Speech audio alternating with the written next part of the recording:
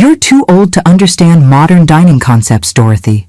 This isn't your little diner from the 1980s. Those words from my daughter-in-law Amber still burned in my ears 3 weeks later as I sat in my car outside Lumiere, the upscale restaurant she'd opened, without so much as mentioning it to me during family dinners. For 40 years, I'd run Morrison's family restaurant with my late husband Robert, building it from a single location into a respected chain of 5 restaurants before selling after his death 2 years ago.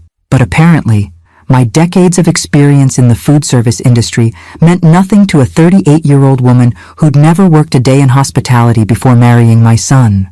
The glass facade of Lumiere gleamed under the early evening lights, all clean lines and pretentious typography that screamed expensive mediocrity. Valets in crisp uniforms directed luxury cars toward the parking area, while elegantly dressed couples strolled through the entrance beneath soft lighting that probably cost more than most people's monthly rent. Modern dining concepts, I muttered, watching Amber through the floor-to-ceiling windows as she glided between tables in a designer dress that cost more than she should have been able to afford on Bradley's insurance adjuster salary. That was another thing that had been bothering me. Amber's sudden acquisition of expensive clothes, jewelry, and now this restaurant seemed inconsistent with my son's modest income, especially considering they'd been asking me for small loans just 6 months ago to cover their mortgage payments. My phone buzzed with a text from Bradley. "Mom, can we talk tomorrow? I need some advice about some papers Amber wants me to sign." Papers. The 3rd time in 2 months that Bradley had mentioned signing documents he didn't fully understand. When I'd asked for details, he'd been vague, saying Amber handled their finances and investment decisions because she was better with numbers. The same woman who'd told me I was too old to understand her restaurant business was apparently managing complex financial instruments that required my son's signature, but not his comprehension. I sat in my car for another hour, watching the dinner rush at Lumiere and observing Amber's interactions with staff and customers. She moved through the restaurant with practiced confidence, but something about her demeanor struck me as performative rather than genuine. Her smiles seemed calculated. Her conversations with staff appeared tense despite her pleasant expression, and she spent an unusual amount of time in intense discussion with a man I didn't recognize who definitely wasn't dressed like a customer. By the time I drove home to my empty house in Riverside Hills, I'd made a decision that would have seemed impossible that morning. I was going to find out exactly what Amber was hiding, and I was going to do it using skills she'd apparently forgotten I possessed. The next morning, I called my attorney, Margaret Henley, to discuss some concerns I'd been developing about my family's financial activities. "Dorothy, what kind of concerns are you having?" "Margaret, I'm worried that Amber might be manipulating Bradley into signing documents that could affect our family's financial security. He keeps mentioning papers he doesn't understand. And she's recently opened an expensive restaurant on income that shouldn't support that level of investment. Do you have any specific evidence of financial manipulation or fraud?" "Not yet. But Margaret, I want to take some precautions to protect my assets while I investigate what's really happening with Bradley and Amber's finances." We spent an hour reviewing my estate planning and establishing additional safeguards for my investment accounts and property holdings. Margaret helped me implement password protections and verification requirements that would prevent anyone from accessing my assets without multiple forms of authentication. "Dorothy, these measures will protect your holdings, but if you suspect criminal activity, you should consider involving law enforcement. I need evidence before making accusations that could destroy family relationships, Margaret, but I want to be prepared if my suspicions prove correct." That afternoon, I drove to a beauty supply store in a part of town where no one would recognize me and purchased items I hadn't used since my theater days in college. A blonde wig that would completely change my appearance, oversized glasses that would obscure my facial features, and makeup designed to make me look younger and alter my natural coloring.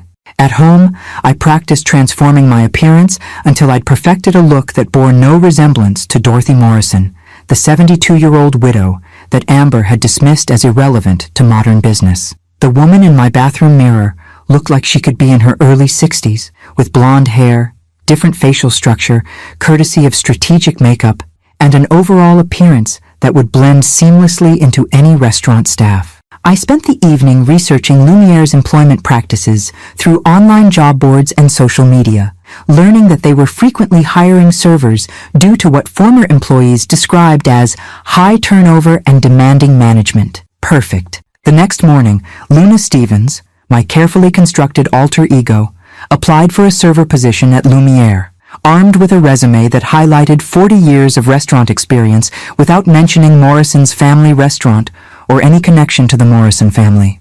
"Luna, your experience is impressive," said Jake Martinez, the assistant manager who conducted my interview. "Most applicants don't have your level of industry knowledge. When could you start?" "Immediately. I understand you have high standards and demanding customers, which is exactly the kind of environment where I work best." Within an hour, I was scheduled for a trial shift that weekend, complete with uniform requirements and training materials for Lumiere's sophisticated dining protocols. As Luna Stevens walked out of the restaurant where Dorothy Morrison had been deemed too old and irrelevant to participate, I felt a satisfaction I hadn't experienced since Robert's death. Amber wanted to exclude me from understanding her business operations? Fine. I'd understand them from the inside, with a perspective she'd never suspect and access she couldn't control. Some grandmothers knitted scarves and baked cookies when they felt unappreciated by their families. This grandmother was about to become the most observant waitress in the most elegant restaurant her daughter-in-law had ever seen. And unlike Amber, I actually knew how to run a successful restaurant operation. She was about to discover that underestimating Dorothy Morrison was the biggest mistake she'd ever made in her carefully calculated life. My first shift at Lumiere began at 5 p.m. on a busy Friday evening, and within minutes, I understood why the restaurant had such high staff turnover. Amber ran the place like a military operation crossed with a reality television show, demanding perfection while creating an atmosphere of constant tension that made experienced servers quit within weeks. "Luna, table assignments are critical here," explained Jessica, a 20-something server who'd been working at Lumiere for 3 months, apparently making her a veteran. "Mrs. Morrison has very specific requirements about who serves which tables, and she changes the assignments without warning based on factors we don't always understand." I found it surreal hearing myself referred to as Mrs. Morrison by someone who had no idea she was actually talking to Mrs. Morrison.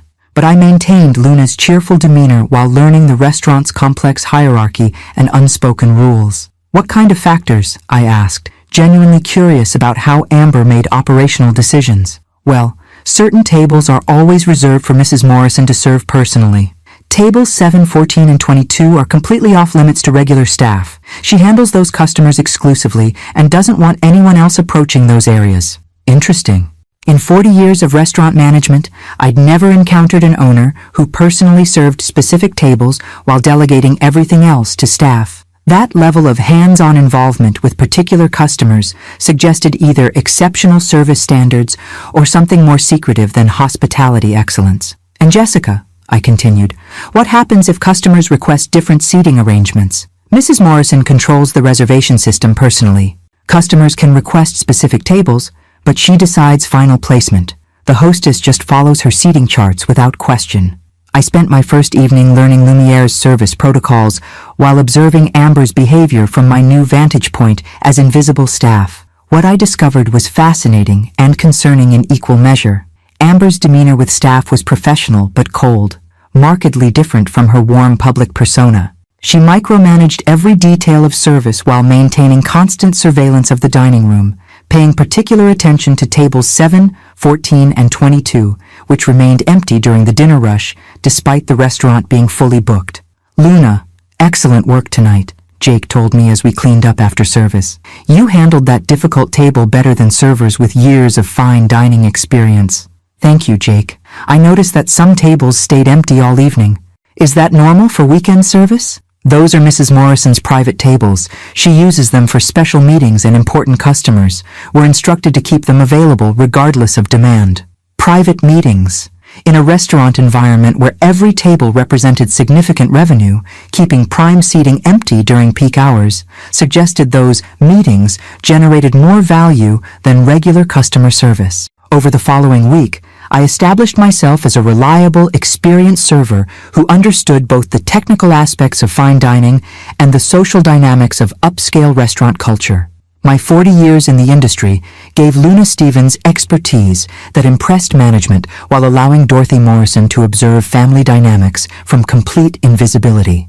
The breakthrough came during my second week, when Amber finally used Table 7 for what she described to staff as a private business dinner. I was assigned to nearby tables, giving me perfect positioning to observe her interaction with a guest who definitely wasn't a typical Lumiere customer. The man was probably in his 50s, wearing an expensive suit that couldn't disguise his obvious discomfort in upscale social settings. His jewelry was flashy rather than elegant, and his conversation style was aggressively direct in ways that made nearby diners glance over with disapproval. But what caught my attention was the way Amber interacted with him.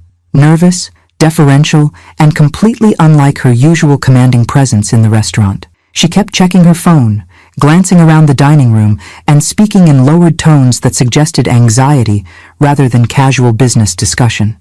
I couldn't hear their conversation clearly from my position, but their body language told a story of financial pressure rather than friendly negotiation.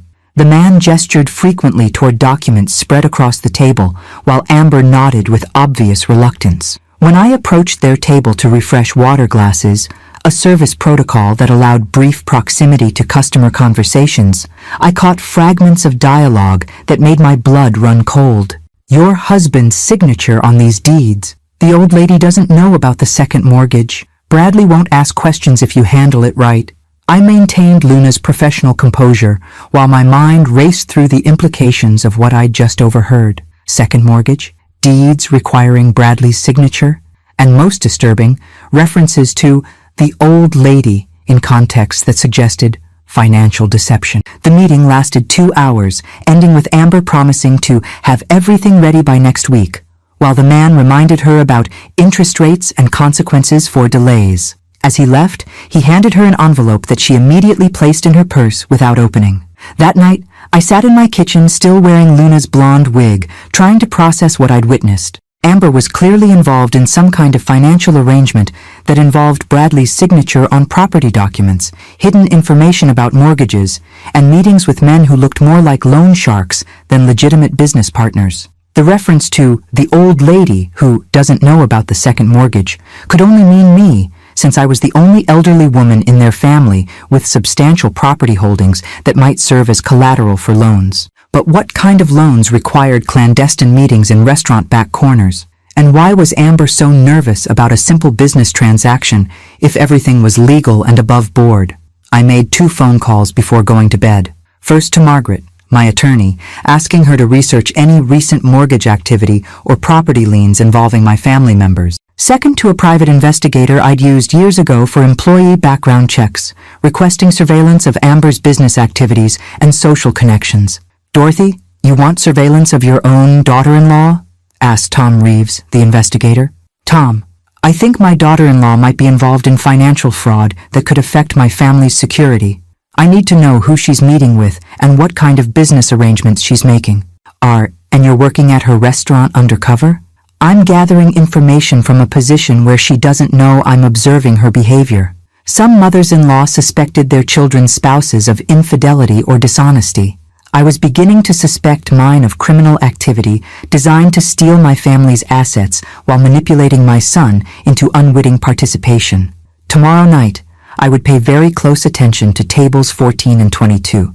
Because Luna Stevens was about to become the most observant waitress in the history of upscale dining surveillance. My third week at Lumiere brought the discovery that would change everything I thought I knew about my daughter-in-law's character and intentions. I'd been working Tuesday evening shifts when customer traffic was lighter, which gave me better opportunities to observe Amber's private meetings without the distraction of managing a full dining room. Table 14 had been reserved for what the hostess described as Mrs. Morrison's weekly business consultation, which struck me as odd phrasing for a restaurant owner's meeting.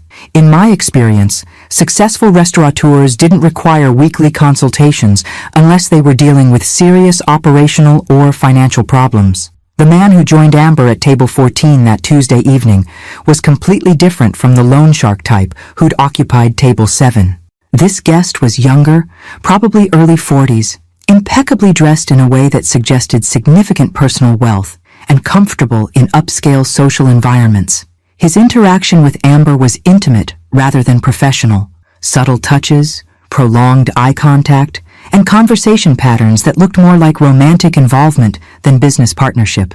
I positioned myself at nearby tables, using Luna's extensive restaurant experience to provide excellent service while maintaining perfect surveillance of their interaction. What I observed made me physically ill. Amber and this man were clearly having an affair, but their relationship appeared to be more than casual infidelity. They discussed detailed plans involving my family's finances, my son's legal vulnerabilities, and strategies for accessing assets that belonged to me. Bradley signed the power of attorney documents yesterday, I heard Amber tell her companion as I discreetly refilled bread baskets at adjacent tables. He thinks they're related to refinancing our mortgage, but they actually give me authority over his financial decisions. And the signature practice? The man asked, touching Amber's hand in ways that confirmed their romantic relationship. I've been working on copying Dorothy's handwriting for months. Bradley brings home documents from their family business dealings, and I've been studying her signature patterns until I can replicate them perfectly.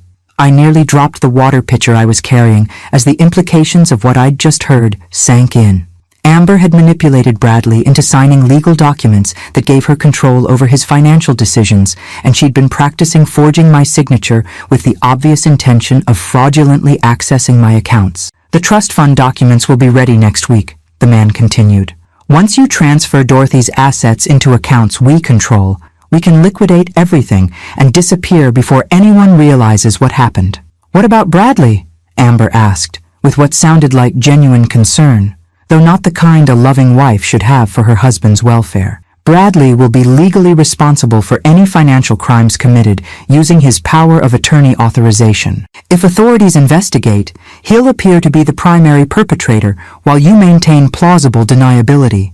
I felt sick realizing that my son wasn't just being manipulated by his wife, he was being set up as the fall guy for elaborate financial fraud that would destroy his life while enriching Amber and her criminal partner. How long do we have before Dorothy becomes suspicious? The man asked. She's 72 and completely trusting about family matters. As long as Bradley doesn't ask difficult questions, she'll never suspect that her own daughter-in-law is stealing her life savings. They spent the next hour discussing specific aspects of their fraud scheme.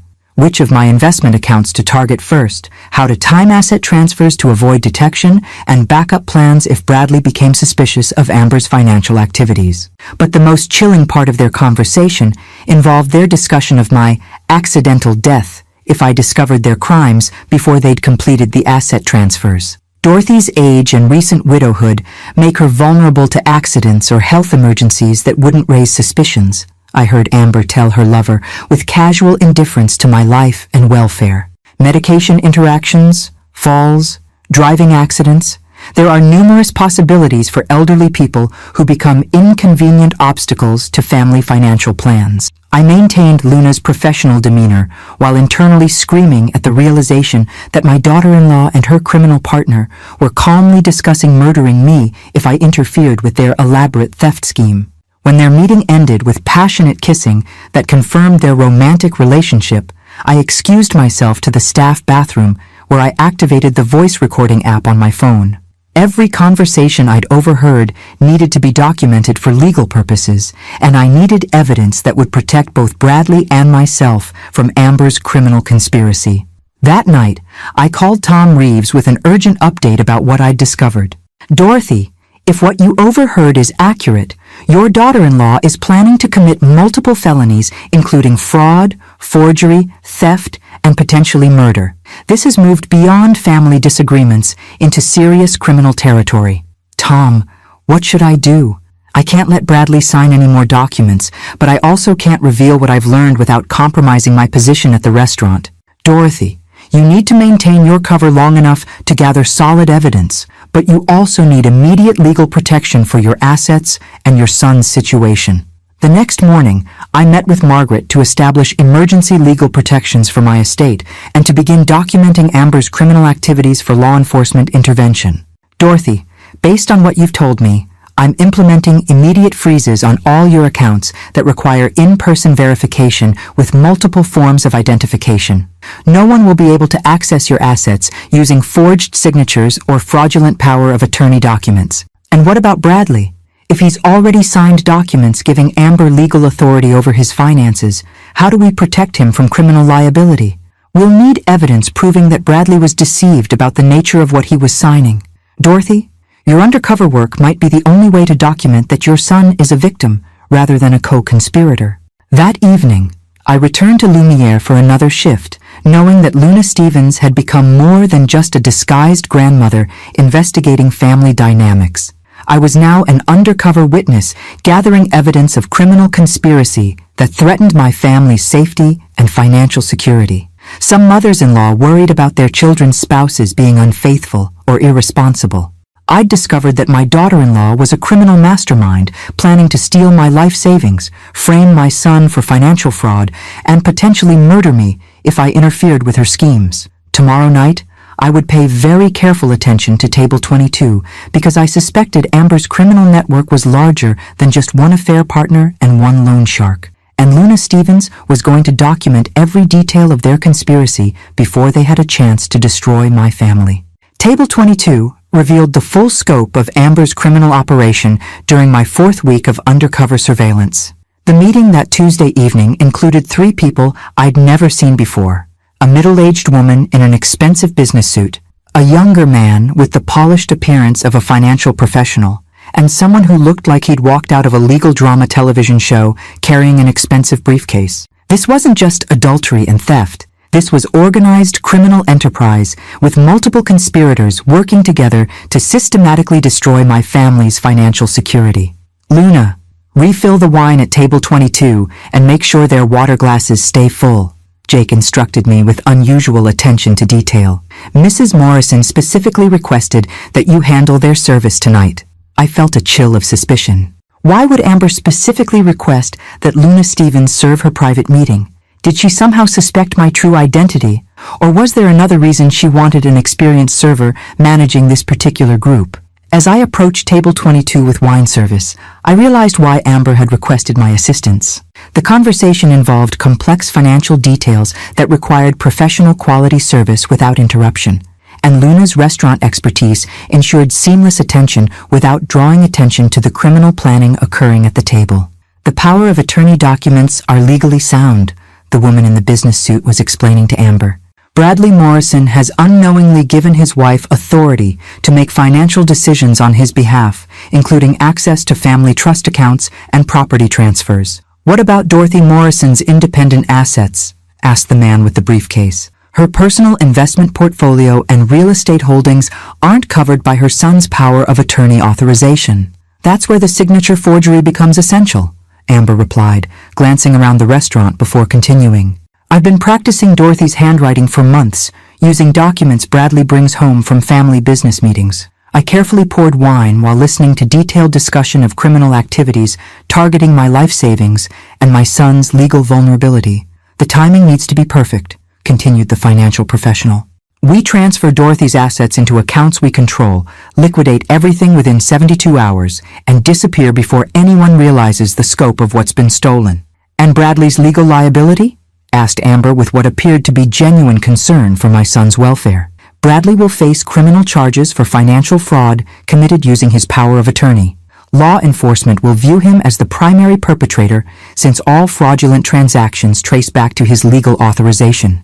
What if Dorothy becomes suspicious before we complete the transfers? The woman asked. Dorothy Morrison is 72 years old, recently widowed, and completely trusting about family financial matters, Amber responded with casual cruelty. She's also isolated socially and vulnerable to accidents that wouldn't raise suspicions about elderly people who become inconvenient. The briefcase man opened his case and withdrew documents that made my blood run cold. Death certificates, pre-signed, with my name. Medication overdose, accidental fall, driving accident, heart failure.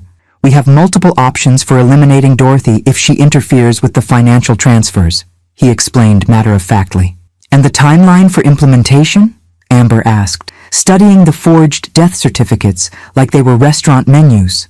2 weeks maximum.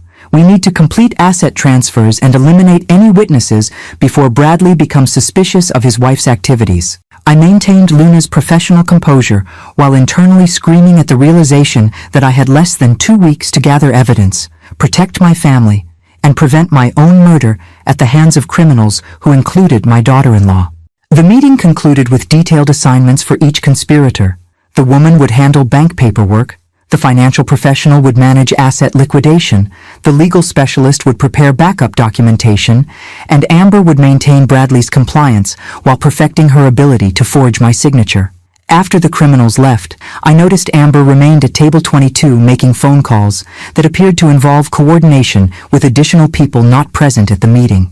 The scope of this conspiracy was larger than I'd initially realized. "Luna, excellent service tonight," Amber told me as I cleared their table. "I appreciate your discretion with private business conversations." "Of course, Mrs. Morrison. Customer confidentiality is essential in fine dining service." "Exactly. Some conversations require absolute privacy, and experienced servers understand the importance of professional discretion." Looking directly into Amber's eyes while she praised Luna Stevens for discretion about criminal planning was surreal and terrifying. My daughter-in-law was complimenting my professionalism while discussing plans to steal my fortune and murder me within 2 weeks. That night, I called an emergency meeting with Tom Reeves and Margaret Henley to plan immediate intervention before Amber's criminal network could implement their scheme. "Dorothy, based on what you've described, we're dealing with organized crime involving multiple conspirators planning fraud, theft, and murder," Tom said grimly. "This requires immediate law enforcement involvement." "But Tom, I need evidence that will protect Bradley from criminal liability while exposing Amber's conspiracy. If we move too quickly, Bradley could be arrested as a co-conspirator before we can prove he was manipulated." "Dorothy, you're in extreme personal danger," Margaret added. "These people have discussed murdering you with professional detachment that suggests previous experience with violence, which is why I need 1 more week to gather irrefutable evidence while implementing protection for Bradley and myself. We developed a plan that balanced my safety with the need for conclusive evidence. Tom would provide 24-hour surveillance to ensure my protection, while Margaret would prepare legal documents that would immediately freeze all family assets and revoke any power of attorney authorizations Bradley had unknowingly signed. Dorothy, we're also installing recording equipment that will capture everything said at tables 7, 14, and 22 during your remaining shifts. Your testimony alone might not be sufficient to convict organized criminals with expensive legal representation." "And what about Bradley? How do we warn him without compromising the investigation?" "We'll create a situation where Bradley discovers Amber's deception naturally, without revealing your undercover work until we have enough evidence to arrest everyone involved." The next morning, I called Bradley to arrange an urgent family meeting about important financial documents I needed to discuss with him. Some grandmothers worried about their grandchildren's college funds and holiday gift planning. I was planning my daughter-in-law's arrest for conspiracy to commit murder while protecting my son from criminal charges related to fraud he'd unknowingly enabled. And I had less than 2 weeks to save my family before Amber's criminal network implemented their plan to steal everything I owned and eliminate any witnesses to their crimes. Luna Stevens was about to become the most dangerous waitress in the history of organized crime surveillance. The emergency family meeting I'd arranged with Bradley took place at my house on Sunday afternoon, strategically scheduled while Amber was supposed to be at the restaurant, handling what she'd told him was inventory and staff training. In reality, I knew from the Lumiere's schedule that Amber wasn't working Sunday, which meant she was likely meeting with her criminal conspirators to finalize plans for asset theft and my murder. "Mom, what's so urgent about these financial documents?" Bradley asked as he settled into the living room armchair where his father used to read the evening paper. "Amber said you've been asking strange questions about papers I've signed, and she's worried you might be getting confused about family business matters." The casual way Bradley repeated Amber's manipulation, framing my legitimate concerns as elderly confusion, revealed how thoroughly she'd been conditioning him to dismiss anything I might discover about her criminal activities. "Bradley, I need you to bring me every document you've signed for Amber during the past 6 months. I want to review them personally before we discuss anything else." "Mom, those are just routine paperwork for mortgage refinancing and investment account updates." Amber handles all our financial planning because she's better with numbers than I am. Bradley, please humor your elderly, confused mother and bring me the papers. I promise to explain why this matters once I've seen what you've actually signed. An hour later, Bradley returned with a manila folder containing documents that made my worst fears about Amber's criminal conspiracy seem optimistic compared to the reality of what she'd accomplished. The papers included a comprehensive power of attorney giving Amber complete authority over Bradley's financial decisions, including access to any inheritance or family assets he might receive, a mortgage refinancing agreement that used my property as collateral without my knowledge or consent, investment account authorizations that gave Amber control over Bradley's retirement funds and any assets transferred from family accounts. Most disturbing, a will revision that left everything to Amber in the event of Bradley's death, with specific provisions that would transfer any inherited family assets directly to her control. Bradley, did you read these documents before signing them?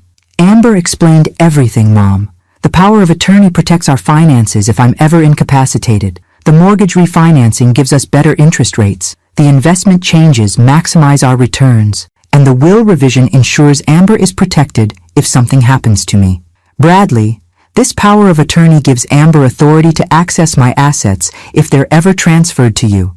Did she explain that provision? She said it was standard language for married couples. Mom, why are you questioning Amber's financial management? She's doubled our savings in the past year through smart investments. I realized that Amber had been showing Bradley fabricated account statements to convince him her financial management was successful, while actually using his legal authorizations to access credit and loans that would eventually destroy his financial security. Bradley, have you seen actual bank statements for these investment accounts, or just summaries Amber has shown you? Amber handles all the paperwork. She gives me monthly reports that show our portfolio performance. And you've never requested to see original bank statements or tax documents? Mom, I trust my wife to manage our finances responsibly. She's better educated about investment strategies than I am. The depth of Bradley's manipulation was heartbreaking. Amber had convinced my son that questioning her financial activities represented distrust of their marriage, while systematically gaining legal control over every asset he owned or might inherit. Bradley, I need to show you something that might be difficult to accept about Amber's recent activities. I handed him printed copies of the photos Tom Reeves had taken of Amber meeting with her conspirators, along with partial transcripts of conversations I'd overheard during my undercover work at Lumiere. Mom, where did these photos come from? And why do you have transcripts of private conversations? Bradley, I've been investigating Amber's business activities because I was concerned about the financial documents you've been signing and her sudden ability to afford an expensive restaurant on your salary. You've been investigating my wife? Mom, this sounds like you're developing paranoid thoughts that might be related to grief or aging. I realized that any evidence I presented would be dismissed as elderly paranoia unless Bradley could witness Amber's criminal behavior directly.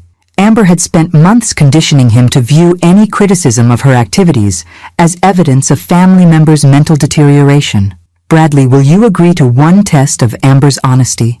What kind of test? Come with me to Lumiere tomorrow evening during her private business meeting. We'll observe her interaction with the people she's been meeting with, and you can judge for yourself whether her activities appear to be legitimate restaurant business. Mom, spying on my wife during business meetings seems incredibly inappropriate. Bradley, if Amber's meetings are legitimate business activities, then observing them shouldn't reveal anything that would damage your marriage. But if her activities are deceptive or criminal, then you need to know before you sign any additional documents. And if I agree to this surveillance, will you promise to stop investigating Amber and questioning her financial management? If her activities prove to be legitimate business operations, I'll apologize for my suspicions and never question her financial decisions again. That evening, I prepared for what would either vindicate my concerns or convince my son that his mother had developed paranoid delusions about his wife's character. The irony wasn't lost on me that I would be taking my son to spy on his wife at the restaurant where I'd been working undercover for a month. Bradley would finally meet Luna Stevens, the experienced waitress who'd been serving Amber's criminal conspirators while documenting their plans to steal our family fortune and murder his mother. Some family interventions involve discussions about addiction or mental health issues. This family intervention involved showing my son that his wife was a criminal mastermind who'd manipulated him into enabling theft, fraud, and conspiracy to commit murder.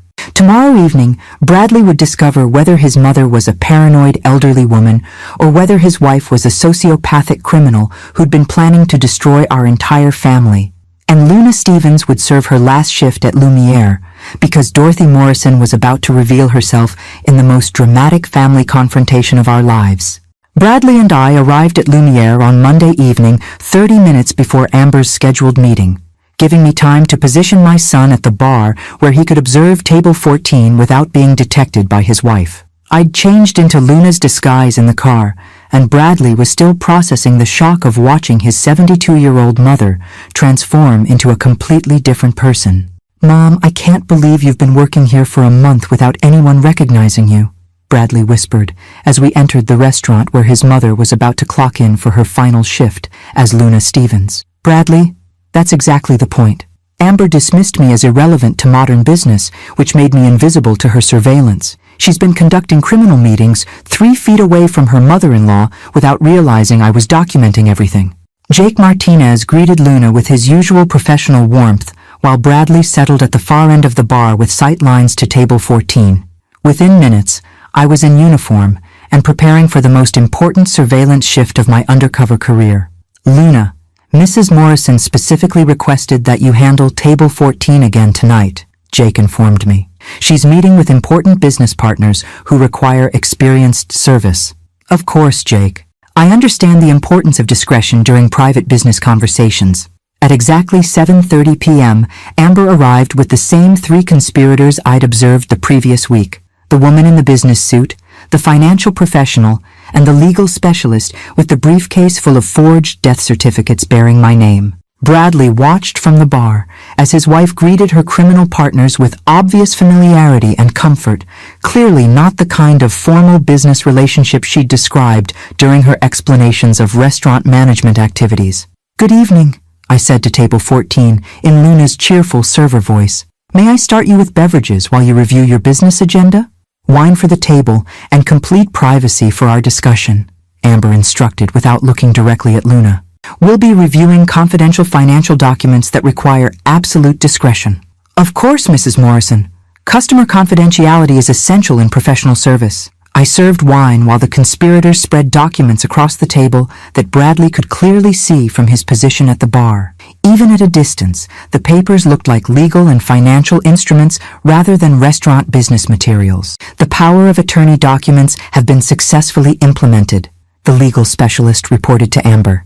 "Bradley Morrison has unknowingly given his wife complete authority over his financial decisions, including access to family inheritance and property transfers." Bradley's wine glass froze halfway to his mouth as he absorbed what the stranger was saying about documents he'd signed, trusting his wife's explanations. "And Dorothy Morrison's signature forgery?" asked the woman in the business suit. "Perfected," Amber replied, producing samples of my handwriting that she'd apparently been practicing for months. "I can replicate Dorothy's signature well enough to pass bank authentication for asset transfers." I watched my son's face cycle through shock, confusion, and growing horror as he realized that his wife was discussing forging his mother's signature for financial fraud purposes. "The timeline for asset liquidation?" the financial professional asked. "This week," Amber confirmed. "We transfer Dorothy's accounts into our control, liquidate everything within 72 hours, and eliminate any potential witnesses before law enforcement can trace the transactions." "Eliminate witnesses?" Bradley whispered from the bar, apparently not realizing he'd spoken aloud. The legal specialist opened his briefcase and withdrew the pre-signed death certificates with my name that I'd seen during previous meetings. "Dorothy Morrison's age and recent widowhood make her vulnerable to accidents that wouldn't raise suspicions about elderly people who become inconvenient to family financial planning." Bradley stood up abruptly from the bar, knocking over his wine glass in the process. The sound of breaking glass drew attention from nearby tables, including the conspirators at table 14. "Excuse me," Amber called toward the bar area. "Is there a problem over there?" Bradley walked directly to table 14, his face pale with shock and fury as he stared down at his wife surrounded by documents, forged signatures, and fake death certificates bearing his mother's name. "Amber, what the hell is this?" The silence at table 14 was deafening as four criminals realized that their carefully planned conspiracy had been discovered by the very person they'd been manipulating and planning to frame for their crimes. "Bradley," Amber said with forced calm, "what are you doing here? And how did you find me?" "I'm here because my mother was concerned about financial documents I've been signing, and she wanted me to observe your business meetings to verify that your activities were legitimate." "Your mother?" Amber's eyes darted around the restaurant, apparently searching for me among the customers. "Yes, my mother. The woman you've been planning to murder after stealing her life savings using forged signatures and power of attorney documents I signed without understanding their real purpose." The three conspirators began gathering their documents with obvious urgency, recognizing that their criminal enterprise had been exposed and that immediate escape was essential. "Bradley, you don't understand the complexity of what you've overheard," Amber said desperately. "These people are helping us secure financial advantages for our family's future. By forging my mother's signature? By planning to kill her if she interferes? By manipulating me into signing documents that make me legally responsible for fraud?" I approached table 14 carrying my server's notepad, but instead of taking orders, I pulled off Luna's blonde wig and removed my glasses, revealing Dorothy Morrison's identity to Amber and her criminal partners. "Hello, Amber. I believe you owe Luna Stevens an explanation about these business meetings that required such absolute privacy." Amber's face went completely white as she realized that her mother-in-law had been serving their criminal planning sessions for weeks, documenting every conversation and gathering evidence of their conspiracy to steal family assets and commit murder. "Dorothy, how did you—" "I worked here for a month, Amber. Watching you plan to steal my life savings, forge my signature, frame my son for financial crimes, and murder me if I interfered with your schemes." The legal specialist stood up rapidly, reaching for his briefcase, but Bradley grabbed the case before he could secure the incriminating documents inside. "No one leaves until we call law enforcement," Bradley announced with authority. I hadn't heard from him since childhood. Some family interventions ended with apologies, forgiveness, and renewed commitment to honest relationships. This family intervention was ending with criminal arrests, evidence seizure, and the discovery that Bradley's wife was a sociopathic criminal who'd planned to destroy our entire family for financial gain. And Luna Stevens had documented every detail of their conspiracy, from the perfect vantage point of invisible service staff who overheard everything while serving wine to people planning murder. The chaos that erupted at table 14 when I revealed my identity was immediate and explosive. The financial professional bolted toward the restaurant's exit, but Bradley tackled him before he could reach the door, sending both men crashing into a nearby table while shocked diners scrambled to avoid the confrontation. "Call 911!" I shouted to Jake Martinez while grabbing Amber's wrist to prevent her from destroying the forged signatures and financial documents spread across table 14. "Tell them we need police and that we're detaining suspects in a criminal conspiracy." The woman in the business suit had frozen in her chair, apparently recognizing that escape was impossible now that their crimes had been exposed in a public venue with dozens of witnesses. The legal specialist was frantically trying to close his briefcase while Bradley wrestled with his accomplice, but I snatched the case containing my forged death certificates before he could secure the evidence. "Dorothy, you don't understand what you've done," Amber hissed, struggling against my grip while maintaining her desperate attempt to appear innocent. "These people are legitimate business consultants helping us optimize family financial planning. Amber, I heard you discussing my murder. I saw forged death certificates with my name. I documented weeks of criminal planning sessions where you discussed stealing my assets and framing Bradley for financial fraud. You're misinterpreting professional conversations about estate planning and investment strategies." I opened the legal specialist's briefcase and held up the pre-signed death certificates bearing my name with obvious forged signatures and fabricated cause of death information. "Amber, how do you explain multiple death certificates with my name dated for next week?" The restaurant had fallen completely silent as diners realized they were witnessing criminal arrests rather than family disagreements. Several customers had their phones out, recording the confrontation while Jake coordinated with emergency services responding to our situation. "Ma'am, you need to step away from the suspects," ordered Officer Patricia Williams, the first police responder to arrive at Lumiere. We'll handle detention while you provide information about what you've observed. Officer Williams, I'm Dorothy Morrison, and I've been working undercover at this restaurant for 4 weeks, documenting criminal conspiracy involving my daughter-in-law and these accomplices. Working undercover as what? As a waitress named Luna Stevens. I've been serving tables where these people planned financial fraud, identity theft, and my murder.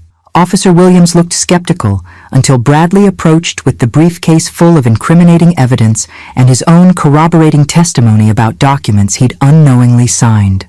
Officer, my wife manipulated me into signing legal documents that gave her access to family assets while these people prepared forged signatures and fake death certificates to steal my mother's fortune.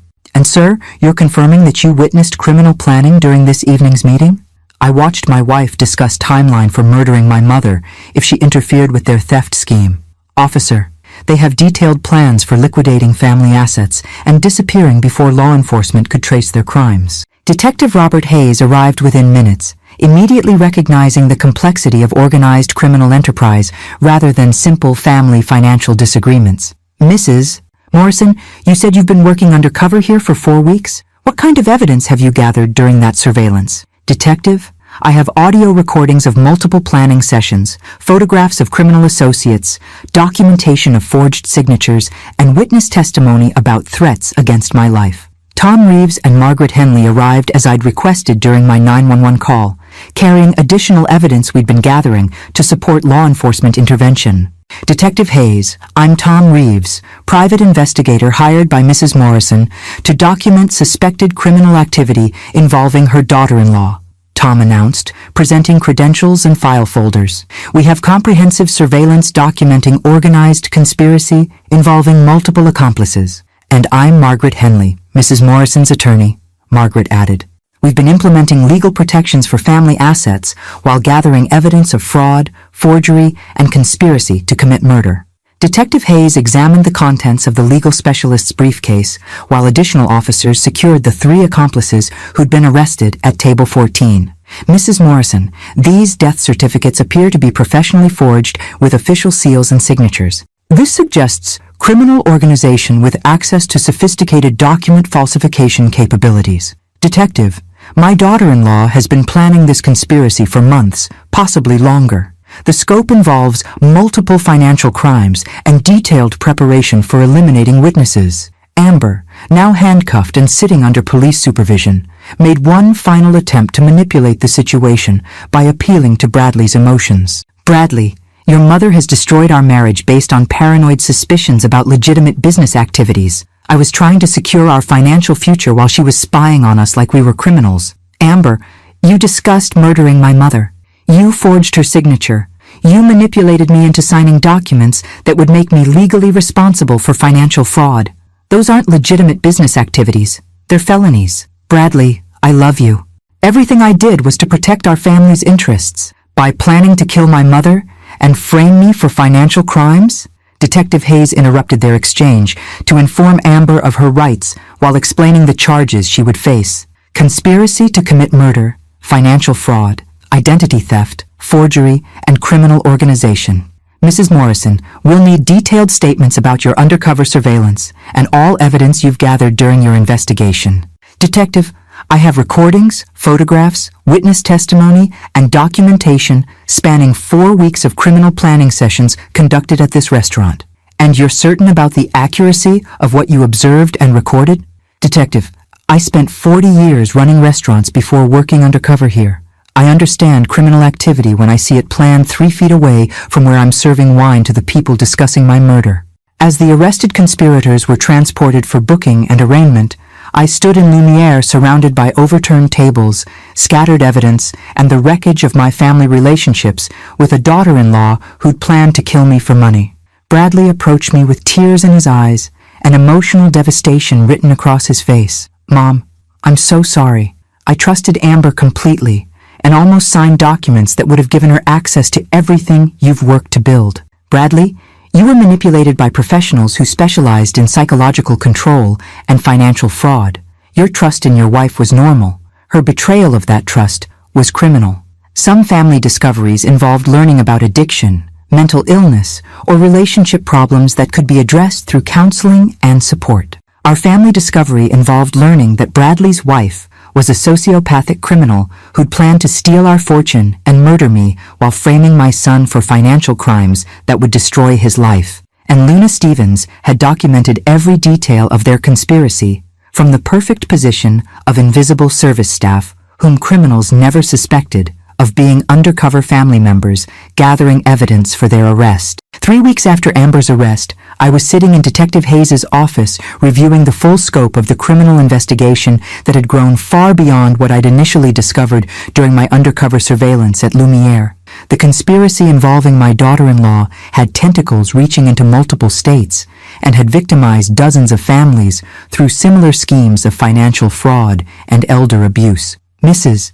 Morrison, your undercover work has provided crucial evidence for prosecuting what appears to be a sophisticated criminal organization specializing in targeting wealthy elderly individuals through manipulation of their adult children, Detective Hayes explained, showing me files containing information about other victims. Detective, how many other families were targeted by Amber's criminal network? At least 15 that we've identified so far. The pattern involves identifying elderly people with substantial assets, infiltrating their families through romantic relationships with adult children, manipulating those children into signing legal documents, and then systematically stealing family wealth while eliminating any witnesses who become suspicious. I felt sick, realizing that Amber's targeting of Bradley hadn't been romantic coincidence, but calculated selection based on my financial assets and his psychological vulnerability to manipulation. Mrs. Morrison, we've also discovered that your daughter-in-law's real name isn't Amber Morrison. She's actually Samantha Cross, a convicted felon with previous arrests for financial fraud and identity theft in 3 different states. She's been using a false identity throughout her marriage to Bradley. Complete false identity, including fabricated educational credentials, employment history, and personal background. Everything Bradley believed about his wife's past was carefully constructed fiction designed to make her appear trustworthy and competent with financial management. The revelation that Bradley had been married to someone who didn't actually exist was devastating. Every conversation, every shared experience, every intimate moment of their relationship had been built on lies designed to facilitate theft and fraud. Detective, what happens to Bradley legally? He signed documents that gave Amber authority to access family assets. The district attorney has reviewed all evidence and determined that Bradley was clearly a victim of criminal manipulation rather than a willing participant in fraud. His cooperation with our investigation and the evidence you gathered demonstrating his genuine shock at discovering the conspiracy has cleared him of any criminal liability. And the financial damage to our family assets? Because of the legal protections your attorney implemented and the timing of our arrests, no money was actually stolen from your accounts. However, Bradley will need to work with financial institutions to revoke all authorizations he unknowingly signed. Margaret Henley had spent weeks coordinating with banks and investment firms to ensure that every document Bradley had signed under false pretenses was legally voided and that no unauthorized access to family assets remained possible. Dorothy, the power of attorney authorizations have been completely revoked, Margaret informed me during our meeting that afternoon. Bradley's signatures on those documents are legally meaningless now that we've proven they were obtained through criminal deception. And the mortgage that used my property as collateral without my knowledge? That mortgage was fraudulent from inception since your signature was forged and you never consented to using your property as loan collateral. The bank is facing liability for failing to properly verify signature authenticity before approving the loan. The most difficult aspect of the aftermath wasn't the legal proceedings or financial complications. It was watching Bradley process the complete destruction of his understanding of his marriage and his wife's identity. Mom, I keep replaying every conversation I had with Amber over the past 3 years, trying to understand how I missed signs that she was lying about everything. Bradley told me during one of our frequent conversations about recovering from the emotional trauma of discovering his wife was a criminal. Bradley, you missed signs because she was professionally skilled at deception. This wasn't casual dishonesty. This was expert psychological manipulation designed to prevent detection. No, But how could I live with someone for 3 years without recognizing that she was planning to murder my mother and steal our family's money? Because you loved someone who didn't actually exist. Amber, or Samantha, created a fictional personality specifically designed to earn your trust while hiding her criminal intentions. Dr. Sarah Martinez, the therapist Bradley had begun seeing to process the psychological trauma of discovering his wife's true identity, had explained that victims of this type of elaborate deception often experienced symptoms similar to those seen in people recovering from cult manipulation or abusive relationships. The level of identity fabrication and psychological control your daughter-in-law employed represents sophisticated emotional abuse designed to prevent critical thinking about her behavior, Dr. Martinez had told me during a family session. Bradley's failure to detect deception was evidence of her skill, not his gullibility. 2 months after the arrests, the broader criminal investigation had expanded to include federal authorities tracking organized financial fraud across state lines. Samantha Cross and her accomplices were facing charges in multiple jurisdictions for crimes involving millions of dollars in stolen assets from elderly victims. Mrs. Morrison, your willingness to work undercover for weeks while documenting criminal planning has provided evidence that will likely result in substantial prison sentences for all involved conspirators, FBI agent Patricia Chen informed me during a briefing about the federal case. Agent Chen, how many years in prison are we discussing? Between the murder conspiracy charges, organized financial fraud, and multiple counts of elder abuse, the defendants are likely facing 20 to 30 years in federal prison. The trial proceedings began 6 months after my dramatic revelation at Lumiere, with my undercover surveillance serving as crucial evidence for prosecution of the criminal conspiracy. Mrs. Morrison, please describe for the jury your decision to work undercover at Lumiere Restaurant, requested Assistant District Attorney James Rodriguez during my testimony. I suspected that my daughter-in-law was involved in financial deception that threatened my family's security, so I disguised myself as a waitress to observe her private business meetings. And what did you discover during your surveillance? I discovered that she was planning to steal my life savings through forged signatures, manipulate my son into unwitting participation in financial fraud, and murder me if I interfered with their criminal activities. Mrs. Morrison, are you certain about the accuracy of what you observed? I spent 40 years in the restaurant industry before working undercover for 1 month serving tables where criminals planned my murder. I'm certain about every conversation I documented. Some mothers-in-law discovered their children's spouses were unfaithful or irresponsible. I discovered that my daughter-in-law was a professional criminal with multiple false identities who targeted our family for systematic financial destruction while planning to murder me and frame my son for her crimes. And my undercover work as Luna Stevens had provided evidence that would keep those criminals in prison for decades while protecting other families from similar targeting. The elderly woman who was too old to understand modern business concepts had become the key witness in prosecuting one of the most sophisticated elder abuse cases in state history. 1 year after Amber's, Samantha's, sentencing to 25 years in federal prison, I found myself back at Lumiere for an unexpected reason. The restaurant had closed permanently after the criminal investigation destroyed its reputation, but I'd purchased the property through a shell company and was now preparing to reopen it under new management as Morrison's contemporary, a tribute to the family restaurant legacy Robert and I had built together. Mom, are you sure you want to own the restaurant where we discovered Amber's criminal conspiracy? Bradley asked as we walked through the renovated dining room where Table 14 had once hosted planning sessions for my murder. Bradley, I'm not letting criminals destroy a perfectly good restaurant because they used it for illegal activities. Besides, this property represents the best real estate investment opportunity I've seen since selling our original restaurant chain. The irony wasn't lost on me that I was now the legitimate owner of the establishment where I'd worked undercover to expose financial fraud, targeting my own assets. Luna Stevens had evolved from disguised surveillance operative to actual business owner in the span of 12 months. Mrs. Morrison, the renovations are complete and the staff training program is ready for implementation, announced Marcus Thompson, the experienced restaurant manager I'd hired to oversee daily operations. We've eliminated tables 7, 14, and 22 entirely and redesigned the layout to focus on family dining rather than private business meetings. Excellent, Marcus. I want Morrison's Contemporary to represent the kind of family-oriented dining experience that my late husband and I believed in. Honest food, fair prices, and genuine hospitality. The past year had been transformative for our family in ways that extended far beyond recovering from criminal victimization. Bradley had emerged from the psychological trauma of discovering his wife's deception with renewed appreciation for authentic relationships and healthy skepticism about people who seemed too good to be true.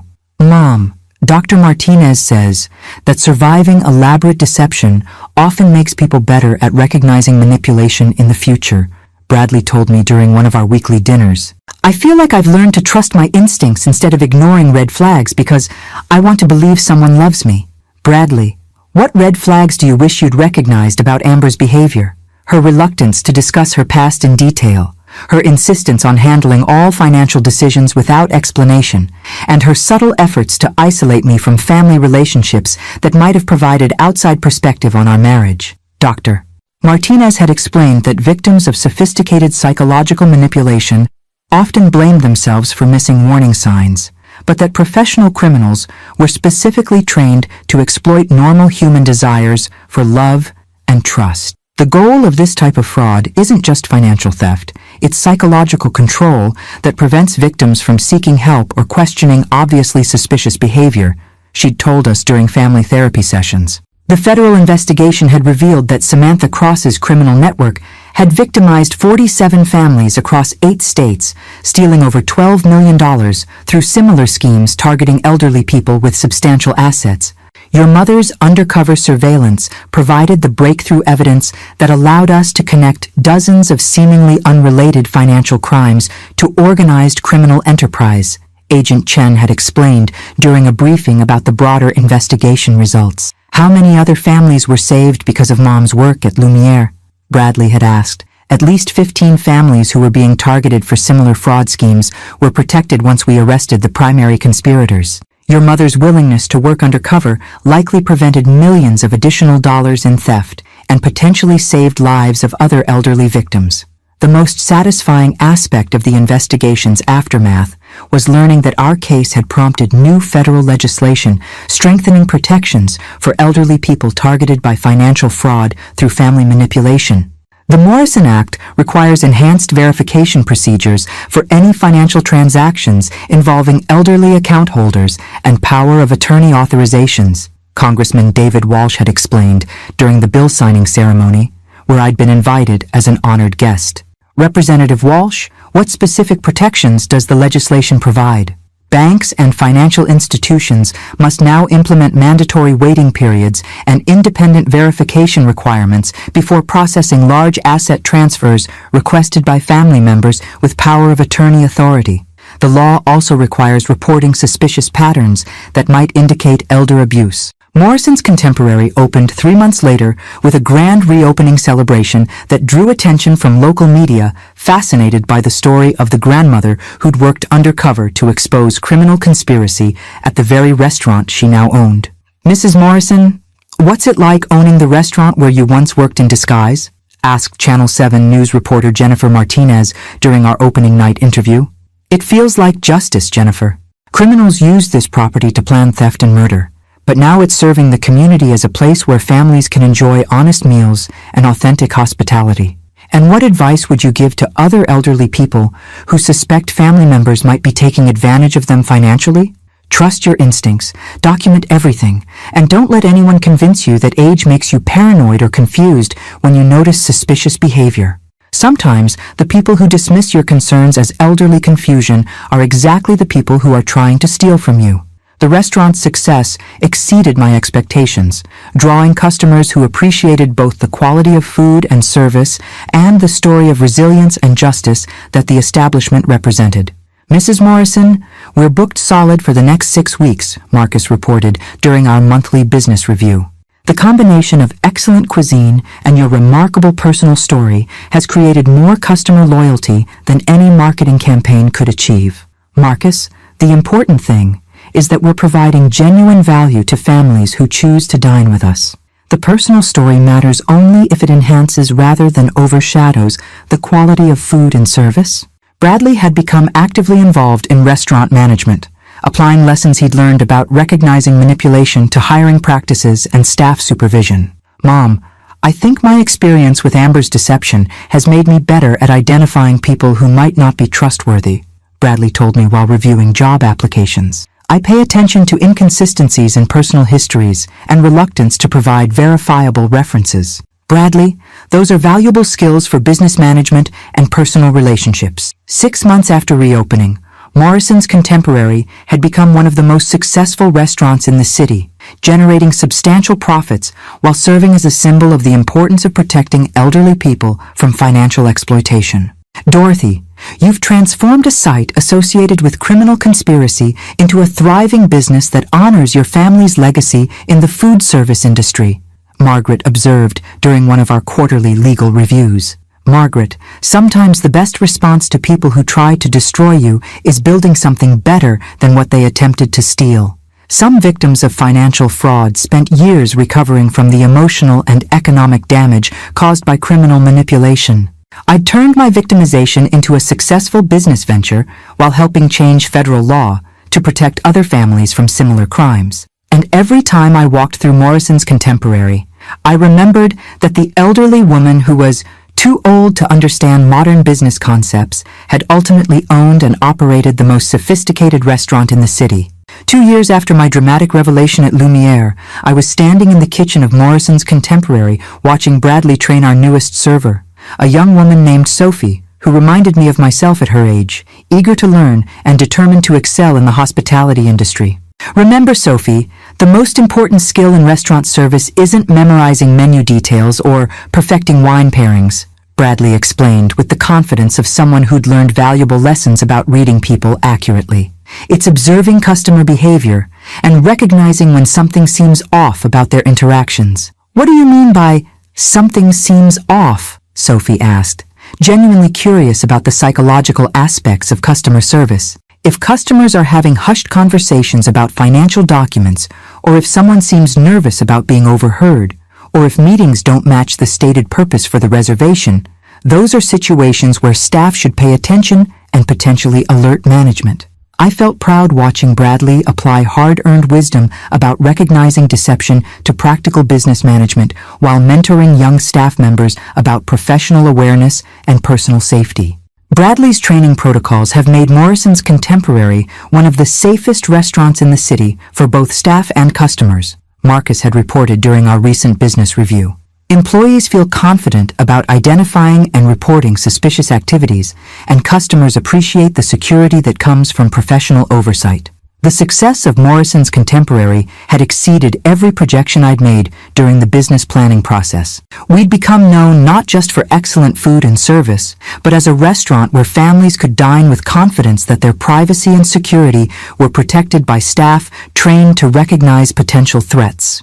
Mrs. Morrison, we've received a request from the National Restaurant Association to present your staff training protocols at their annual conference, Marcus informed me with obvious pride in our achievements. They want us to teach other restaurants how to identify criminal activity while maintaining excellent customer service? Exactly. Your experience working undercover to expose criminal conspiracy, combined with our current reputation for both hospitality excellence and security awareness, represents a unique model that other establishments want to learn from. The broader impact of our case had continued expanding through legislative changes, law enforcement training programs, and public awareness campaigns about elder financial abuse. Dorothy, the Morrison Act has prevented an estimated $50 million in elder financial abuse during its first year of implementation, Agent Chen had told me during a recent update about ongoing federal investigations inspired by our case. How are other families responding to the enhanced verification requirements? Initially, some people complained about additional paperwork and waiting periods for large financial transactions. But as public awareness of elder fraud increases, most families appreciate the protections that prevent criminals from exploiting vulnerable relatives. Dr. Martinez had also used our family's experience to develop new therapeutic approaches for helping people recover from elaborate psychological manipulation. Bradley's recovery from discovering his wife's criminal deception has provided insights into how victims can rebuild trust and confidence after sophisticated betrayal, she'd explained during a conference presentation about treating manipulation-induced trauma. What therapeutic approaches have proven most effective? I'd asked during one of our follow-up sessions. Helping victims understand that their failure to detect professional deception was evidence of the criminal's skill rather than the victim's gullibility. People who survive elaborate fraud schemes often develop enhanced ability to recognize manipulation in future relationships. The most personally satisfying development had been Bradley's genuine growth into someone who combined appropriate skepticism with renewed capacity for authentic relationships. 6 months ago, he'd begun dating Rebecca, a teacher who appreciated his careful approach to building trust and his commitment to honest communication. "Mom, Rebecca wants to meet you properly," Bradley had told me during one of our weekly family dinners. "She's interested in hearing about your undercover investigation and how our family recovered from criminal victimization." "Bradley, what does Rebecca think about dating someone whose previous marriage was based on complete deception?" "She says that surviving elaborate manipulation demonstrates strength and wisdom that makes me a better partner for someone who values honesty and emotional maturity. Last month, I'd received an invitation that represented the ultimate validation of my undercover surveillance work. The FBI wanted me to participate in training programs for agents investigating organized financial fraud targeting elderly victims. Mrs. Morrison, your willingness to work undercover for weeks while gathering evidence has provided a template for law enforcement operations in similar cases," Training Director Maria Santos had explained during my recruitment meeting. "Director Santos, what kind of training would I provide?" "You'd share insights about recognizing criminal behavior, maintaining cover during surveillance operations, and gathering evidence that meets legal standards for prosecution. Your experience represents a unique combination of victim advocacy and investigative skill that could save other families from similar targeting." This evening, as I walked through Morrison's Contemporary during our busiest dinner service, I reflected on the extraordinary transformation my life had undergone since discovering that my daughter-in-law was planning to steal my fortune and murder me for financial gain. The elderly woman, who'd been dismissed as too old to understand modern business concepts, was now running the most successful restaurant in the city, training FBI agents in surveillance techniques, and helping shape federal legislation protecting vulnerable families from financial exploitation. "Mrs. Morrison, Table 12 has requested to meet you personally," Sophie informed me with the kind of respect that Luna Stevens had never received during her month of invisible service at this same establishment. "Table 12? What did they say they wanted to discuss?" "They're elderly couple celebrating their 50th wedding anniversary, and they said they wanted to thank the woman who proved that age brings wisdom and strength rather than weakness and confusion." I approached Table 12 with genuine pleasure, recognizing that Morrison's Contemporary had become more than just a successful business. It had become a symbol of resilience, justice, and the importance of never underestimating people based on their age or appearance. "Good evening. I'm Dorothy Morrison. I understand you wanted to speak with me." "Mrs. Morrison, we've followed your story in the news, and we wanted to tell you that you've given elderly people hope that they don't have to be victims of family members who try to take advantage of them," said the woman with tears in her eyes. "We also wanted you to know that your restaurant serves the best food and provides the safest dining experience we've found anywhere," added her husband with obvious admiration. "My daughter-in-law told me I was too old to understand her sophisticated restaurant, so I worked there disguised as a waitress for 3 months. At Table 7, I heard her planning to use my assets as collateral for loan sharks. At Table 14, I heard her and her lover discussing how to forge my signature and murder me for my inheritance. On my last day, I left my wig and glasses on the table with a note. The old woman sees everything. Some daughters-in-law discover that elderly mothers-in-law have better memories, sharper instincts, and more dangerous legal representation than criminals expect. At 74, I was no longer just Dorothy Morrison, the grieving widow whose family had underestimated her capabilities and dismissed her concerns. I was Dorothy Morrison, successful restaurant owner, FBI consultant, legislative advocate, and living proof that some grandmothers respond to disrespect and criminal targeting by becoming more formidable than anyone ever imagined possible. The woman who'd been too old to understand modern dining concepts now owned the most modern and successful dining establishment in the city. And every evening, as I watched families enjoy safe, honest hospitality at Morrison's Contemporary, I remembered that the best revenge against people who try to steal your dignity is building something better than what they attempted to destroy. Some undercover operations end with arrests and prosecutions. My undercover operation had ended with justice, business success, and the satisfaction of proving that age brings wisdom, determination, and occasionally, the perfect skill set for exposing criminal conspiracies from the inside. The end.